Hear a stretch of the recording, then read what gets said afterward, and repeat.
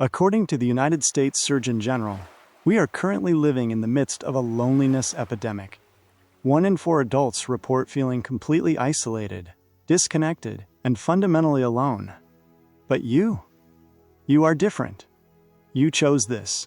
You didn't drift away, you walked away.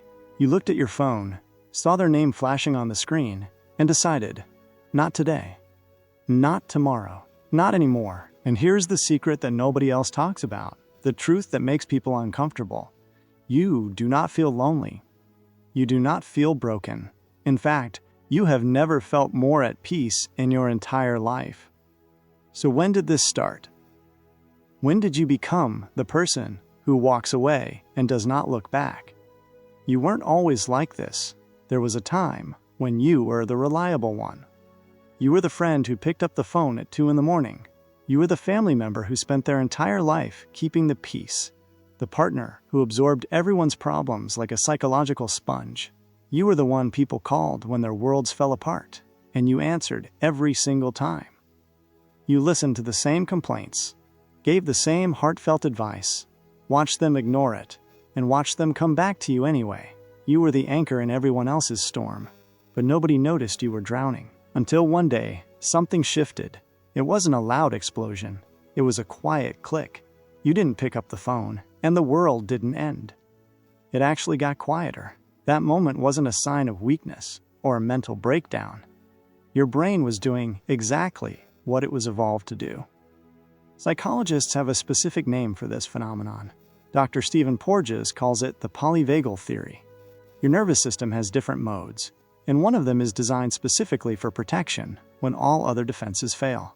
When you have been drained too many times, when people have taken more than they have ever given, your brain does not wait for your permission to save you. It flips a switch. It moves you from social engagement mode into what researchers call the dorsal vagal response. In simple terms, this is a shutdown. It is a withdrawal, a conservation of energy. It's not because you are broken. It's because your nervous system is doing its job. It is protecting your energy like it is a finite resource, which, by the way, it absolutely is. But we have to ask the deeper question: where did your nervous system learn that people were a threat in the first place? For many of us, the answer goes back further than we would like to admit. Maybe you grew up reading the room before you could even read books. You learned to scan your parents' faces the moment they walked through the door, learning that someone's mood could shift the entire atmosphere of your home in an instant. Psychologist Murray Bowen called this pattern emotional cutoff. It's what happens when a child learns that closeness comes with a hidden cost, that love and unpredictability are a package deal. So you adapted. You became the one who could sense tension before anyone even spoke. You learned that the safest place in the world was often alone.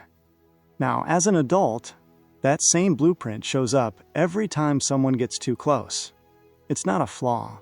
It's a survival mechanism your younger self drew to stay safe. But here is where the psychology gets complicated, because there is a real difference between protecting yourself and building walls that keep the entire world out. The honest truth is that not all cutting off is created equal. The Centers for Disease Control reports that prolonged social isolation increases your risk of heart disease by 29% and stroke by 32%. It's not just an emotional state, it is a physical reality. However, what they often fail to mention is that being surrounded by the wrong people, the narcissists, the takers, the emotional vampires, can be just as physically damaging. High-stress relationships keep your cortisol levels spiked, keeping your body in a state of permanent fight or flight. So how do you know the difference between a healthy boundary and a trauma-driven wall? Walls block everyone, the good, the bad, and the uncertain. They are built from a place of fear. Boundaries, however, are selective. They are built from a place of radical self-awareness. If you cut someone off and felt immediate relief, that is data. If you cut someone off and felt a deep sense of peace, that is not isolation. That is protection. The question is not whether you should let people in. It's which people deserve access to the sanctuary of your peace. And chances are, you already know exactly who those people are. You've been watching them for years. There is something fascinating about people who cut others off. You don't do it randomly. You do it because you have become incredibly good at recognizing patterns. That friend who only calls when they need a favor or a shoulder to cry on? You spotted that pattern by month 2. That family member whose compliments always come with hidden conditions? You learned their rhythm decades ago. That person who love bombs you with attention and then disappears into the ether? You saw the cycle before it even completed its first rotation. A 2023 study in Nature Neuroscience found that people who experienced early emotional stress developed heightened activity in their brain's threat detection regions. In other words, your brain got really good at reading people. Researchers at the University of Iowa discovered that the frontal lobe, the part of the brain responsible for complex social decisions, works overtime in people with this background. You aren't paranoid. You aren't too sensitive. You are processing social information at a level most people don't even access. That ability to sense when something is slightly off isn't a burden. It is thousands of hours of lived data refined into an early warning system. When that system says, "This person will drain you," you have finally learned to listen. Society has a specific vocabulary for people like you. They call you isolated, withdrawn, or antisocial.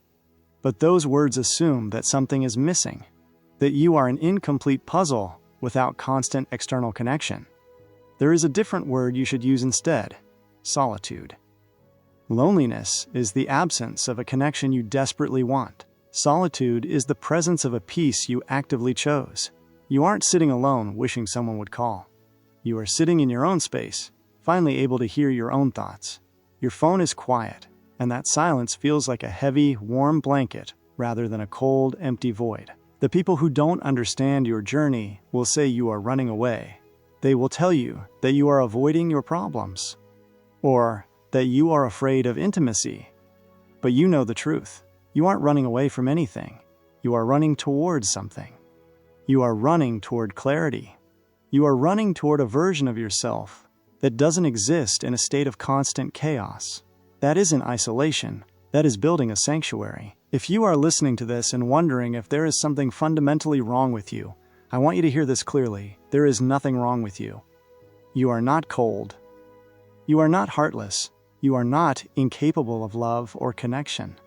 You are simply someone who learned the hard way that not everyone deserves a seat at your table. You learned that your energy is a currency, and you have stopped spending it on people who don't value the investment. Instead of letting life's lessons make you bitter, you made a choice. You chose to protect your peace. You chose to guard your energy. You chose to build a life that feels gentle instead of chaotic. That is not a sign of weakness. It is one of the quietly fiercest things a human being can do. It takes immense strength to say no to the familiar toxicity and yes to the unfamiliar silence. If you are wondering where to go from here, the answer is simpler than you think. Harvard's famous 75-year study on happiness found one definitive thing. It's not about how many people you have in your life. It's not about the size of your social circle or the number of contacts in your phone. It is entirely about the quality of those connections. It's about having the right people, those who truly see you, who respect your boundaries, and who add to your peace rather than subtracting from it. If your circle has become small, but it is full of people who actually see you, you aren't doing it wrong. You are doing it right. You are participating in a grand internal renovation, clearing out the clutter to make room for what actually matters. This path isn't for everyone. Most people are terrified of the silence. They fill their lives with noise and people they don't even like just to avoid the discomfort of meeting themselves. But you have met yourself in that silence, and you realized you're actually in pretty good company. You have moved past the need for superficial validation. You have stopped seeking the approval of those who only love the version of you that serves them. This is the psychology of the cutoff. It is the ultimate act of self-reclamation. It is the moment you stop being a supporting character in everyone else's drama and start being the protagonist of your own life. Understand that the dorsal vagal shutdown was a bridge, not a destination. It was the emergency exit that got you out of the burning building. Now that you are outside and the air is clear, you get to decide what to build next. You get to define what connection looks like on your own terms. You get to decide who is worthy of your time, your empathy, and your heart. The world will always try to pull you back into the chaos. Society will always tell you that more is better, more friends, more parties, more engagement, more noise. But you have tasted the peace of a quiet room and a filtered life. You have seen the beauty of a day where your energy belongs entirely to you. You have discovered that no is a complete sentence and that your peace is non-negotiable. So stand firm in your solitude. Trust the internal warning system that kept you safe when no one else would. Recognize that your ability to walk away is your greatest superpower. It means you can never be held hostage by a toxic situation again. You are the gatekeeper of your own life, and the gates are finally under your control. If this message felt like the permission you didn't know you were looking for, know that you are far from alone. Millions are making this same quiet realization. They are choosing themselves over the crowd. They are choosing health over harmony at any cost.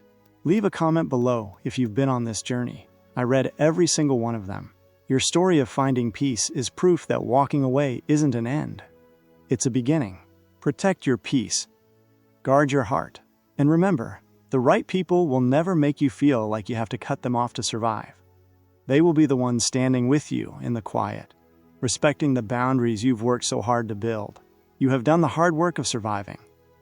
Now, in this newfound space, you finally have the room to truly live.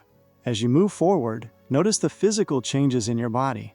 Notice how your shoulders drop when you aren't bracing for someone else's emotional outburst.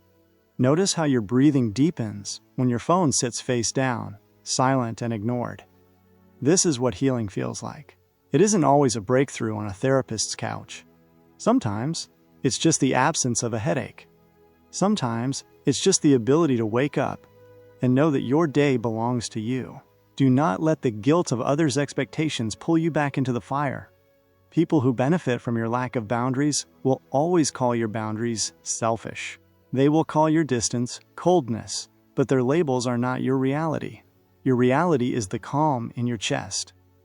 Your reality is the clarity in your mind. Your reality is the life you are finally building for yourself, brick by brick, based on truth instead of obligation. This is the psychological reality of those who choose to cut people off. They aren't losing their world. They are finally finding themselves. They are stripping away the layers of who they were told to be to uncover the person they actually are. It is a lonely road at first, yes, but the further you walk, the more you realize that the company you keep with yourself is more than enough. You are not a bridge for others to walk over. You are a person, worthy of respect, worthy of quiet, and worthy of a life that doesn't hurt. In the end, the people who are meant to be in your life will understand your need for space. They will respect your need for silence. They will not take your distance personally because they value your well-being more than their own access to you. These are the people who will eventually fill your smaller, healthier circle. But until they arrive, do not be afraid of the empty seats. The empty seats are a sign of your standards. They are a sign that you have stopped settling for less than you deserve. So take a deep breath. Feel the stillness of the room around you. This is your life. It is your energy. It is your peace. And from this day forward, you are the only one who gets to decide how it is spent. You have survived the storm of others. Now, enjoy the sunshine of your own making. You have earned this silence. You have earned this sanctuary. You have earned yourself back. Keep going. The view from here is much clearer.